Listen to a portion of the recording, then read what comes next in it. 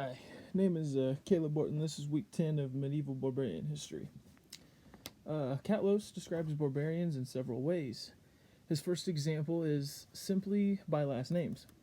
The common way was panonymic, that is, naming someone after their father or ancestor. Period. That information in most cases, or social class, power, and wealth. Another way barbarian was described as used in the Crusades and Mediterranean region, viewed by Europeans as dark-skinned, inferior, and superstitious people. Religion divided groups being classified as Christians, who were seen as either aggressors or righteous champions, while Jews were portrayed as passive and powerless, living under the permanent threat of oppression and violence.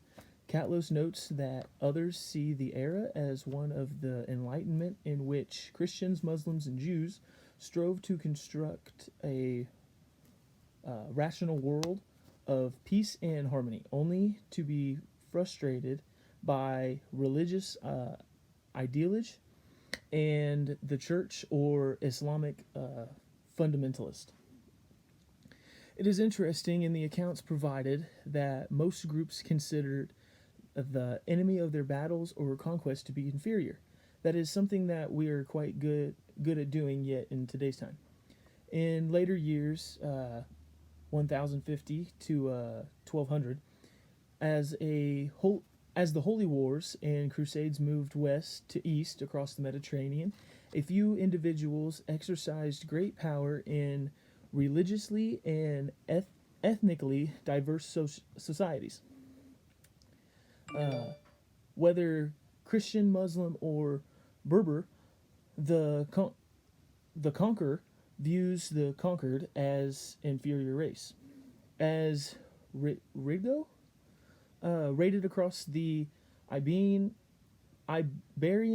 Peninsula, uncultured soldiers of fortune from the north of France were attacking Byzantines and Muslims for land and wealth. Berbers in northwestern Africa in the late 7th century were considered pagan and not eligible to live in Islam. They were either convert or fight to the death.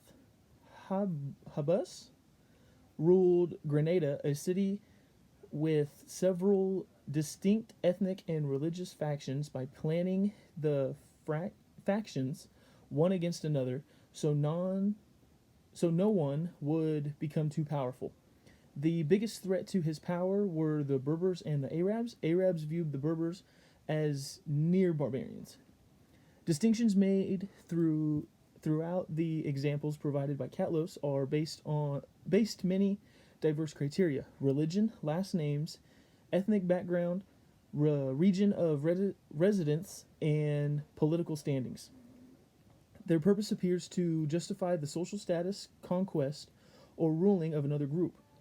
It is ironic that the very most people that were conquered or ruled as inferior were also needed and necessary to maintain a society with order, security, and income.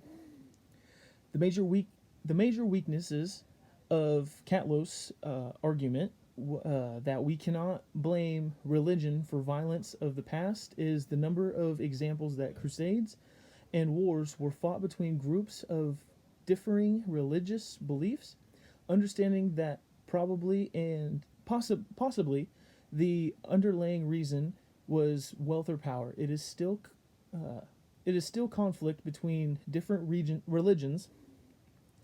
It could be his perspective as a professor of religious history. The strength of Catlos' argument is the repetition of battles, wars, and crusades over history, with each conqueror using the same rationalization for their actions. In almost all examples, the result of the conflict was the accumulation of land, wealth, and power. So, as we study the ethnicity and where people settle to live, my question for this week is: are we ignoring common security and survival? Thank you.